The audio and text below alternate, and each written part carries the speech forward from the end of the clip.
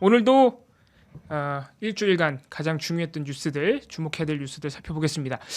본박싱 오늘 일단은 첫 번째는 민원사주 가져왔습니다. 왜냐하면 이게 현재 진행형이고 이게 지금 유일임 위원장과 방통심의위 그리고 여당이 저희가 지난번에 이 소식 전해드릴 때 지금 공익신고자를 색출하고 범죄자로 만들고 있다는 얘기까지 드렸는데 그 이후에 상황이 더 심각해졌어요.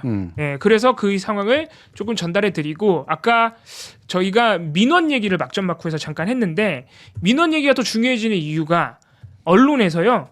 민원을 갑자기 어느 순간 고발처럼 쓰고 있습니다. 네. 예. 고발과 거의 동일한 수준. 동일한 수준으로 쓰면서 아니 왜 공익 침해 행위를 고발한 민원인들을 민원인이라는 표현을 쓰지도 않아요. 그 사람들을 왜 개인 신상을 공개하느냐? 그러니까 공익신고자가 너는 범죄자다. 이런 식으로 가고 있기 때문에 그걸 살펴봐야 됩니다. 그래서 먼저 화면 보시면 일단 최근에 뉴스타파가 MBC도 마찬가지입니다만 이 민원사주 의혹 계속해서 취재하고 있거든요. 그 외에는 안 하니까. 그래서 일단은 삼각공조 정황이 나와서 이거 좀 정리를 해드려야 되는데 화면에 보시는 발언은 9월 4일 이동관 전 방통위원장이 그때 국회에 나와서 한 얘기인데 이게 알고 보니까 굉장히 의미심장했던 거예요. 지금 와서 보니까. 보시면 그 김만배 인터뷰를 인용한 보도들에 대해서 국기 문란행위라고 하면서 뭐라고 하냐면 방심위를 통해 엄중 조치하겠다. 방심위에서 엄중 조치를 한 예정이다 이런 얘기를 합니다. 네. 반복적으로 이런 얘기를 해요. 네. 그런데 이게 저 때만 해도 사실 언론도 주목을 못했고 저도 그냥 또 저러네 이러고 말하는데 생각해보면 방송통신심의위원회는요. 물론 자체 모니터링을 합니다. 근데 자체 모니터링은요. 굉장히 당연히 그 인력이 뭐 수만 명도 아니고 그렇지. 아주 거의 다 못해요. 그러니까 아주 심각한 사안, 사회적으로 이미 너무 파문이 일어나가지고 반드시 봐야 되는 사안, 인권 침해 사안, 아니면 뭐 광고 관련된 부분 이런 것만 소위 말해서 인지적으로 조금 모니터링을 하는 것이지 모든 상황을 하지 않거든요. 그러면 기본적으로 방송통신심의위원회는 시민들의 민원을 넣어야 심의를 합니다. 그렇지. 그런데 아직 심의가 들어왔는지 안 들어왔는지 알 수도 없는 상황인데 이때 이미 방심위를 통해서 엄중 조치를 할 예정이라고 방송통신위원장이 얘기를 한 거예요. 예정이라고 했어요? 네, 방심위에서 엄중 조치를 할 예정입니다. 하겠다라고 저기 쓴 건 떴던데? 위에도 한 말이에요. 방심위를 통해 엄중 조치하겠습니다. 둘 다 한 말이에요. 예정이다라고 하겠습니다. 네. 예정입니다. 그러니까 두 가지가 다 한 말이다. 다 한 말이에요. 그러니까 반복적으로 한 말이에요. 네, 반복적으로 저 강조해서 왜냐하면 여당 의원들이 계속해서 이거 어떻게 처벌할 겁니까라고 물어보다 보니까 반복해서 이제 답을 하다 보니까 왜냐하면 방심위를 통해서 엄중 조치하겠다는 그냥 뭐 만약에 변명을 한다면 할 수 있는 말이죠. 그렇죠. 방심위가 책임 기관이니 엄중 조치하겠다라고 얘기할 수도 있죠. 예정이다는 굉장히 다른 의미죠. 네. 근데 방심위를 통해 엄중 조치하겠다도 근데 문제가 있어요. 방통위가 시키면 안 돼요. 그렇죠. 네. 네, 방통위는 상급 기관이 아니거든요. 맞습니다. 심지어 방심위는 물론 행정기관 취급을 받지만 민간기구예요. 민간기구죠. 네, 민간 합의기구입니다. 예. 그래서 방통위가 지시할 수도 없는 사안인데 지시하는 것처럼 얘기하고 그렇습니다. 그렇죠? 이 민원이 들어와 있는 것도 아닌데 조치를 취할 예정이라고 뭔가 판이 만들어진 것처럼 얘기했다? 네. 분명히 문제 있는 거죠. 문제가 있습니다. 이게 나중에 알고 보니까 이렇게 된 거예요. 그래서 화면을 보시면 뉴스타파 보도 장면인데요. 이걸 종합해서 말씀드리면 9월 4일을 전후로 한 4일 동안의 기간 동안 저희가 전해드렸던 유일임 위원장의 지인들 이게 뭐 많게는 한 100여 건 되고 그 민원들이 쏟아진 거예요. 네. 네, 국회에서 국민의 의원들이 뭐라고 지적을 하고 이동관 위원장이 방심위에서 조치할 것입니다라고 한 그 시점을 전후로 해서 민원이 쏟아진 거죠. 네. 네. 마치 뭐죠? 북치고 그렇죠. 치고. 예. 네. 이게 오비 일학인지 깽가리 불고. 아니면은 이제 뉴스타파가 의심하는 것처럼 삼각 공조인지는 아직은 알 수 없습니다만 공교롭게도 그렇게 됐다는 겁니다. 그리고 9월 4일에 이게 그러니까 하루 만에 너무 많은 일이 일어났어요. 민원이 쏟아졌죠. 국회에서 지적해서 방통위원장이 얘기했죠. 방심위가 긴급 심의 한 건을 올려버립니다. 예. 그때 당시는 이제 아마 위원장 대행이 그렇죠. 지정을 했을 거예요. 그런데 놀랍게도 위원장이 아직 되지도 않은 위임 위원장의 지인들이 민원을 넣고 그게 심의 한 건으로 긴급 심의로 심지어 결정이 되고 차후에 임명된 위임 위원장이 들어와가지고 사상 최대의 과징금을 때렸습니다. 네. 그렇다 보니까 여당, 방통위, 방심위까지 삼각 공조가 좀 벌어진 거 아니냐. 네. 정확하게 사실 위원장을 얘기하는 거죠. 방심위원장. 네. 네. 그런 상황입니다. 많은 분들이 유미리 기자인 줄 알았다고. 응? 유희님. 아니 그런 착각하시면 안 돼요. 유미리님은 고수 훌륭한 기자님이시고 유희님 예, 방금 사진에 나왔던 그분입니다. 사진에 나온 분은 카리나 아닙니다. 네. 자꾸 카리나 얘기를 하고 계세요. 그러니까 자꾸 딴 얘기하지 마세요. 사람 말하고. 제가 제가 PD 문제인데 에스파냐 르세라핌이냐. 제가 혹시나 해서 이제 덧붙이는데 요즘에 하도 시비 거는 사람들이 많아갖고 걸그룹 모른다고 구박한 게 아닙니다. 아니 몰라도 돼. 아니 뭐 비틀즈도 아니고 에스파 좀 모를 수 있지 뭘. 몰라도 됩니다. 네. 근데 사랑하지 말라며. 네. 심지어 평가도 하지 말라 그랬어요. 평가도 하지 말라 그랬어요. 칼이나 개인에 대한 얘기예요. 네. 아니 그냥 대중문화를 즐기는 행위를. 네. 그렇게 저 형이 어떻게 즐기는지 알거든요. 그렇게까지 가면 제가 뭐라고는 못하겠습니다. 큰일 날 뻔했어. 아니 근데 저렇게 막 글씨로 써놓으니까 유미리 기자랑 유희림이랑 비슷해요. 비슷하네. 일단 비슷해. 두 글자는 똑같고 림자하고 밀자는 이게 이렇게 뒤집어 놓은 거 이렇게 같잖아. 뒤집으면 돼. 받침을 바꾸면 돼. 그러니까 헷갈리는 게 이유가 있다니까 나. 헷갈릴만 했어. 계속해서 조금 지금 점입 가경인 방심위의 상황을 또 봐야 되는데요. 1월 8일과 1월 9일에 연달아서 올해 첫 방통심의 회의가 있었어요. 1월 8일은 전체회의 정기회의였고요. 1월 9일은 방송심의를 담당하는 소위원회 회의였는데 이게 두 번 다 사상 처음으로 위원장이 정회를 선언하고 나간 다음에 돌아오지 않아서 사상 처음으로 정식 회의가 정회 상태로 끝나버렸어요. 야 이거 진짜 기가 막히더만. 원래 모든 공식 회의는 특히 이런 행정기관에서는요 폐회 선언을 해야 돼요. 당연하죠. 근데 정회 상태로 사실상 이건 공식적으로 끝난 게 아닌데 정회 상태로 공식 기록에 남은 채로 회의가 종료된 겁니다. 어디서 많이 봤잖아요. 청문회 때. 청문회. 도망. 드라마틱하게 엑스트라하셨군요. 그리고 또 그때도 정회였었죠. 맞아요. 정회 상태로 하루가 넘어가 버렸어요. 그때는 진짜 완벽했어요. 몇 명이 바람 잡고 이거 뭐야 이렇게 못해 이러더니만 나갑시다 이러고 나가더니 진짜로 안 들어오고. 그러니까 무슨 매뉴얼 돌아요?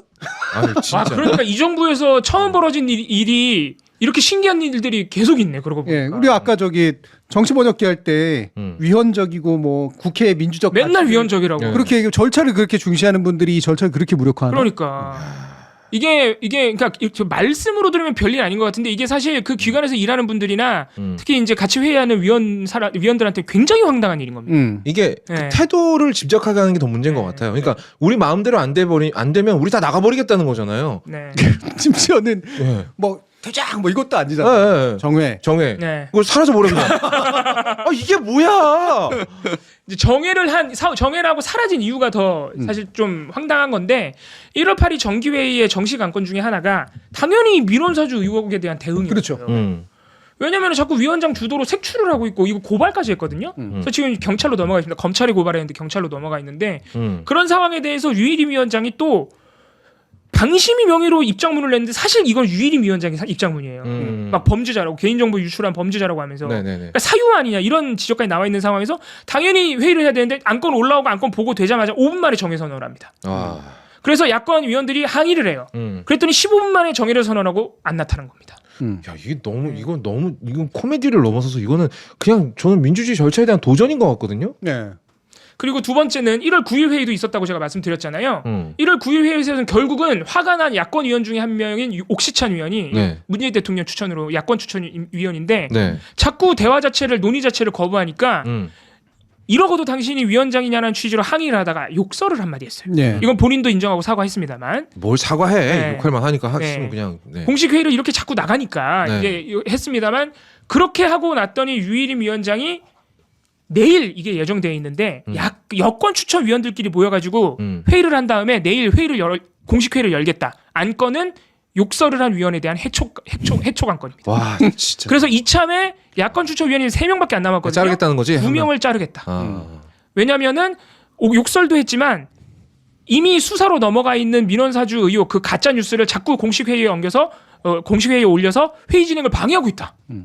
이렇게 이유로 내일 해촉 안건이 올라가 있는데 문제는 여권 추천위원이 다수기 때문에 넘어가겠지. 이거는 해촉 의결이 될 가능성이 굉장히 높습니다.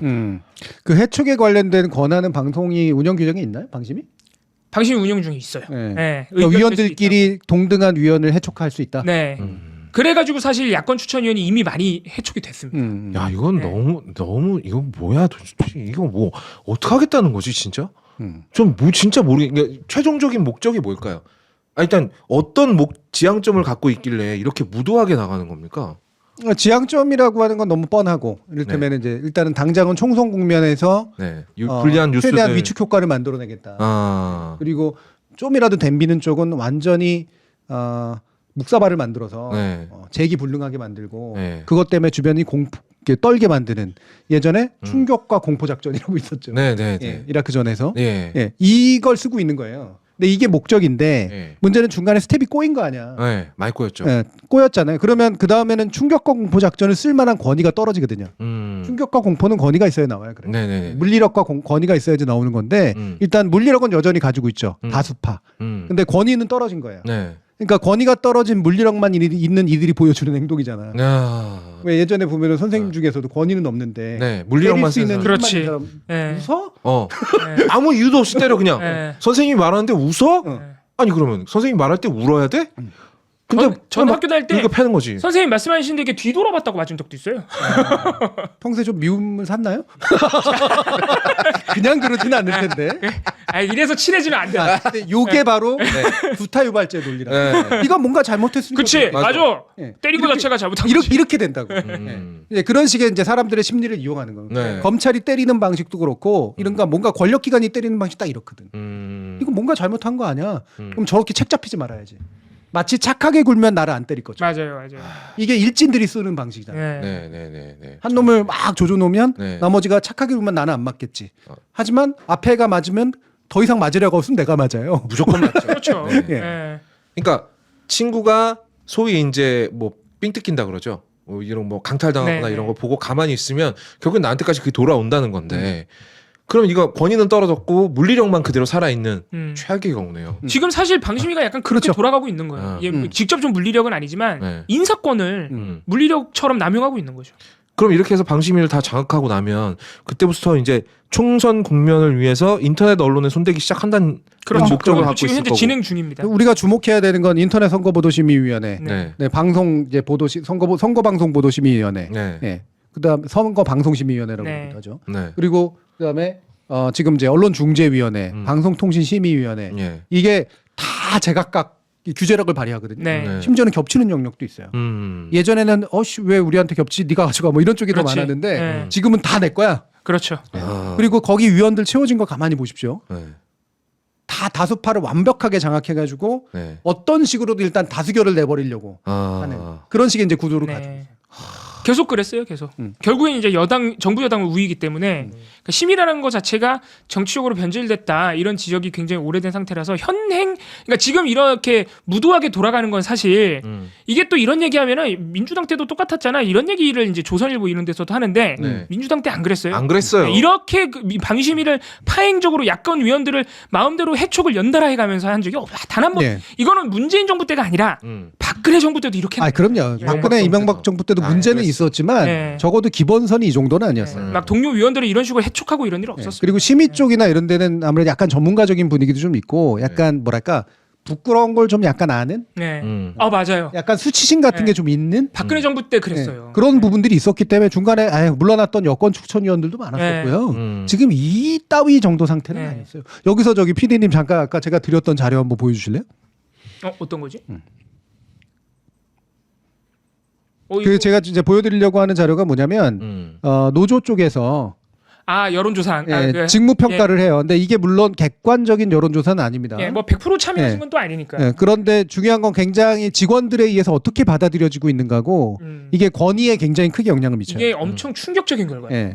근데 그 결과를 보면은 여기 지금 이제 나오고 알게 되죠. 그러니까 이게 어떤 결과냐면요. 전국언론노조 방송통신심의위원회 지부에서 직원들을 대상으로 이게 전체 직원이 한 150명 정도 됩니다. 실무를 하시는 분들이. 네. 다 참여하신 건 아니지만 상당수가 참여하셨어요. 네. 참여해서 이 유일임 위원장을 포함해서 이 방송통신심의위원회 위원들, 심의위원들에 대해서 적합도 네, 직무수행 평가, 네, 직무수행 적합도 평가라는 이걸 한 거죠. 네, 이거 약간 확대해서 보여주신 맨 위에 보시면 이제 유일임 위원 온통 빨간 분 있죠. 유일임 위원장을 보시면 맨 위에 있는 분인데요. 이분이 긍정 평가가 0%. 긍정 평가 0. 네. 보통이다가 거의 한 자릿수인데. 한 자릿수로 나오고 네. 부정 평가를 합치면 96.8%, 97%예요. 압도적이네요. 압도적이죠. 진짜 압도적이네. 여러분 이거는 어떻게 보면 대단한 사람이네. 당연한 얘기지만은 일반적이지 않은 현상이에요. 이런 결과는 안 나와요, 사실. 예. 예. 예. 그리고 밑에 뭐 빨간 분들이 많죠. 네, 이게 빨간 이게 분들이 여권 추천위원들. 붉은 당에서 이제 네. 추천해서 붉은 게 아닙니다. 그렇습니다. 예, 붉은 당이어서 예. 그런 게 아닙니다. 예. 이거는 불만족도가 굉장히 높은 분들인데 네. 맨 밑으로 한번 내려보세요. 보면은 거기 지금 갑자기 이렇게 뭔가 파란색이 이렇게 커졌죠. 파란색이 커진 분이 있죠. 네. 이분이 저도 잘 아는 위원이에요. 예. 정말 전문성 있고 네. 되게 합리적인 심의를 하는 분인데 기존의 여권 지금은 야권 추천인 셈이죠. 네. 맨 밑에 보시면 저게 여당 위에가 여당 추천위원회 평균치고요. 밑에가 야당 추천위원회 평균치예요. 노란 정도까지 보시면 됩니다.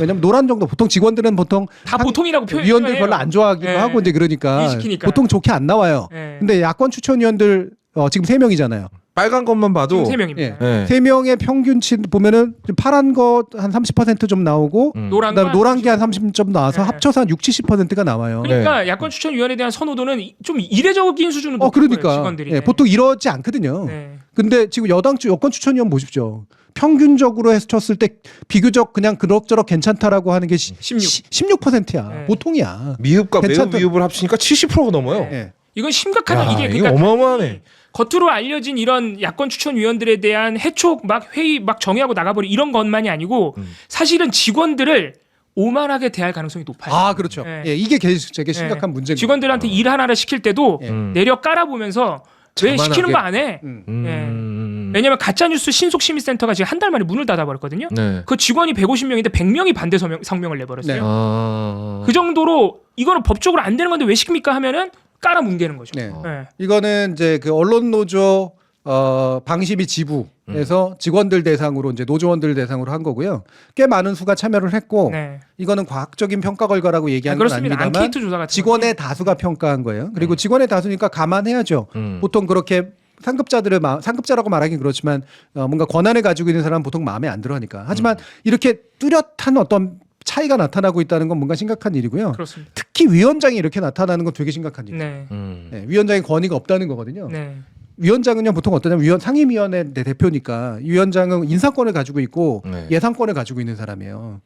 잘 보이고 싶어해 직원. 낮을래야 그럼요. 낮을 수가 없겠네요. 네. 승진해야 되는데. 그리고 네. 위원장도 마찬가지입니다. 네. 자기가 사장처럼 굴어야 되기 때문에 뭐 이렇게 직원들한테 밉보이는 건 별로 좋지 그렇죠. 않아요. 네. 네. 그러니까 인심을 살려고 노력을 해요. 아. 적어도 일정 수한테는 무조건 다 가면서 되게 밉보이고 싶어하지 않습니다. 그러니까 야당 추천위원들한테는 막해도 직원들한테 원래 잘할 가능성이 높아요. 그렇게 돼요. 근데 안 그렇다는 거예요. 지금까지 위원장들이 대부분이 그랬어요. 네. 대부분이. 그래서 어느 정도는 돌아다니면서 그래도 일정한 지지세를 만들어 놓는 거.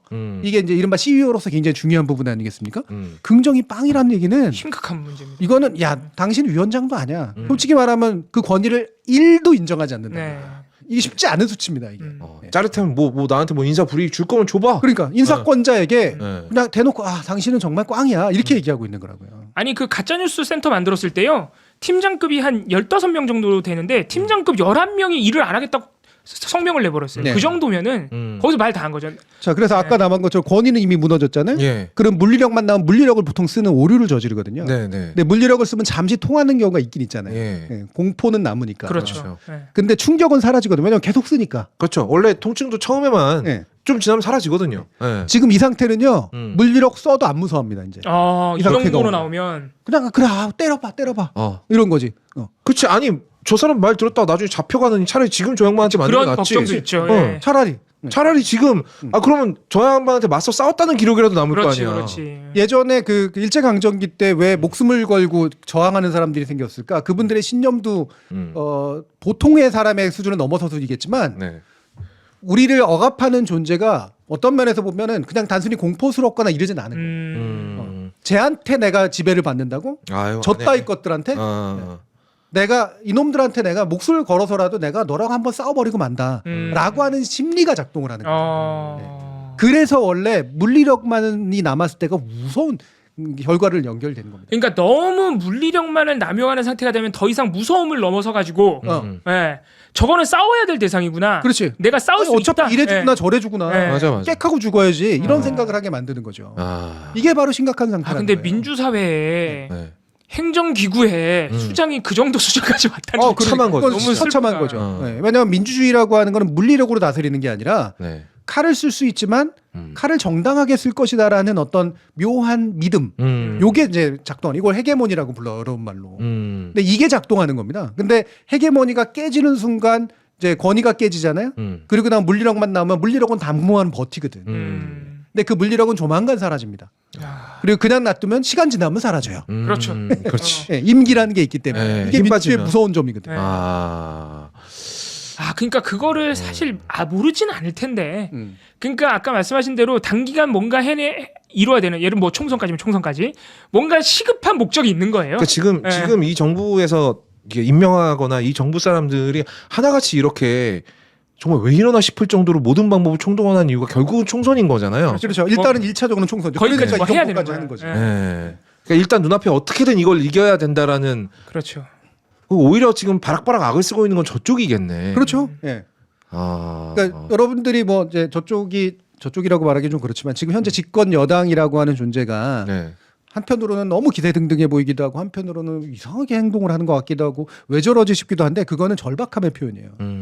절박함. 네. 그나마 이제 그것도 잘 안 먹히고 있는 중이고요. 점점 안 먹히고 있지.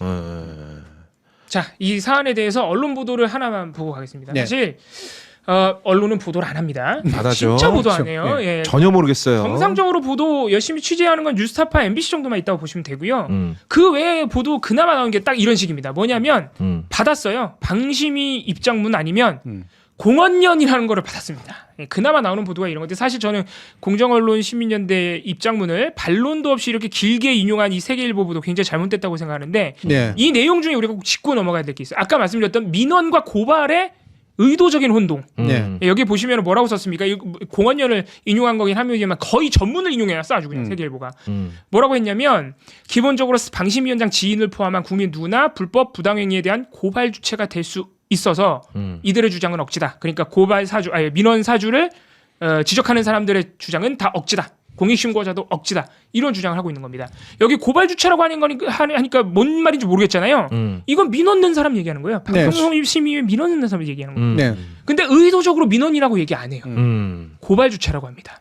그런데 불법 행위에 대해서 고발을 하는 거랑 수사기관에다 고발을 하는 거랑 방통통신심의위원회는요 방통탕탕 우당탕탕 아니 조금 사람들이 힘들어할 만.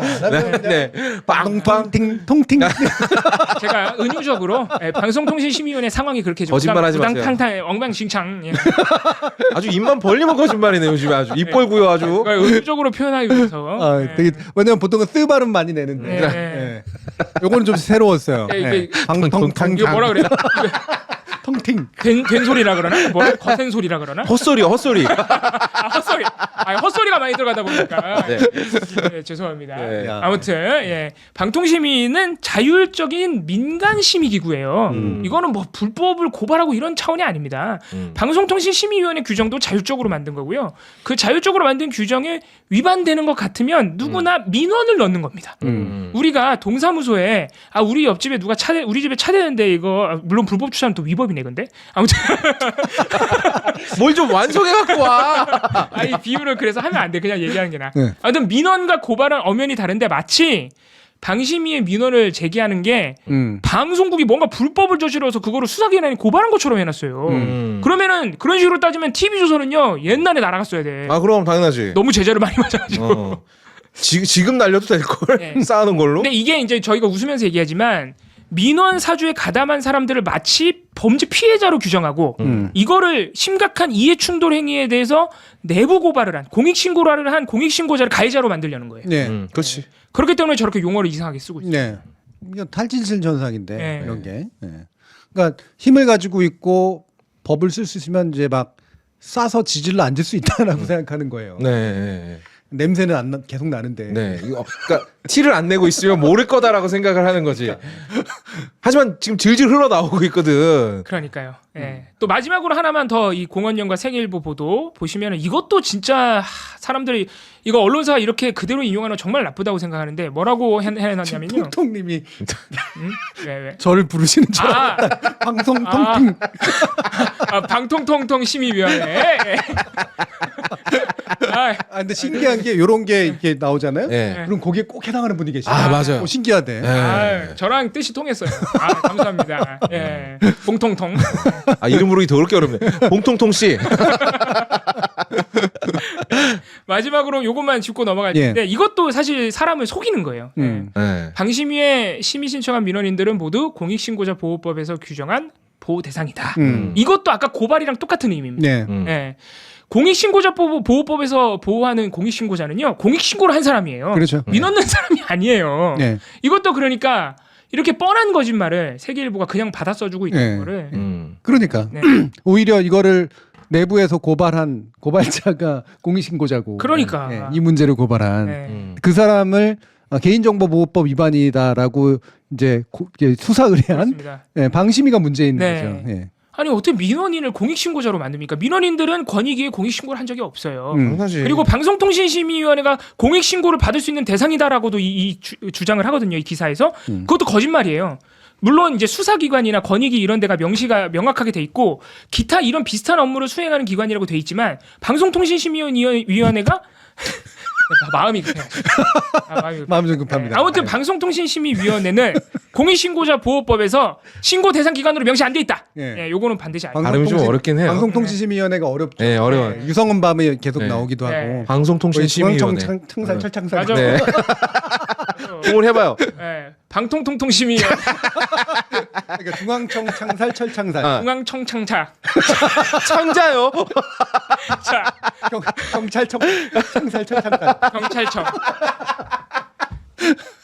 경찰청 창. 야, 방송 오래 했는데 어쩜 이래. 경찰청. 그러니까 평상시에는 발음도 좋고 전달력도 좋은데 특정 부분이 특정 부분 작동이 안 할 때가 있네. 마음이 급합니다. 시간이 지금 많이 지체가 돼가지고. 발음 몇 개가 덧으로 있으면 그냥 냅다 밟아요. 아유. 경찰청. 그래서 이게 주어진 걸 너무 다 하려고 안 그랬대. 그래요? 왜냐하면 우리 뭐 이게 얘기했던 것도 많고 사실 이 부분 계속해서 우리가 주목해야 되기 때문에 다 설명해 주진 않아도 되고. 예를 들면 저는 민원이라는 말 자체를 싫어하거든요. 근데 이 민원이라는 말이 이제 법률 용어처럼 돼 있기 때문에. 근데 민원은 되게 구시대적인 언어거든. 백성민자에 원할 원자 써가지고 민원이라고. 그러네. 그러니까 청원 같은 건데 청원도 구시대적인 말이거든요. 그건요? 소원수리는요? 소원수리도 이제 소원이 이제 그냥 일반 단어지만 군대로 가는 순간 그렇죠. 나 군대에서 그 단어 너무 싫었어. 소원수리라는 게 딱 그거거든요. 근데 민원이 왜 그러냐면 민자는 좋아. 백성 민자를 쓰는 거니까. 근데 이 민자가 관에 반대되는 말로서의 민이거든요. 이거 좀 이따 그래서 제가 민영방송 얘기할 때 쓰려고 얘기를 하는 거예요. 이때 민원이라는 게 관주도적인 사회에서 백성들의 소리를 들어주겠다. 되게 시혜적이네 뭔가. 그냥 사또 신문 거야. 사또들이 백성들 그래 너 한번 얘기해봐라 뭐가 억울하냐 이러는 태도거든요. 민원이라는 것 자체가. 근데 이 말이 가지고 있는 굉장히 관주도적인 흔적이 남아 있어요. 이거는 이제 외국에서는 영어권에서 이걸 어필이라고 그러는 게 옛날식의 표현이고. 어필? 언덕에 올라가는 어필. 내가 너에게 어필할게. 어필. 자전거 타시는. 어필 이러는 줄 알았어. 어필이라고 할 때 이 어필은 절대 국가에서 백성들이 군주에 대해서 청원하는 걸 어필이라 그래요. 권리 청원이라 그러잖아요. 그래서 근데 이게 아니라 지금은 컴플레인츠라는 표현을 써요. 컴플레인 하니까 뭔가 불만을 제기하는. 불만이죠. 그러니까 불만이고 불편한 거야. 불편 접수가 낫겠네. 그렇죠. 그래서 불만 접수, 불편 접수가 맞아요. 근데 불만이라고 하는 것의 문제는 뭐예요? 불만은 주관적인 거거든. 그렇구나. 그래서 주관적이기 때문에 따라서 판단을 해야 돼.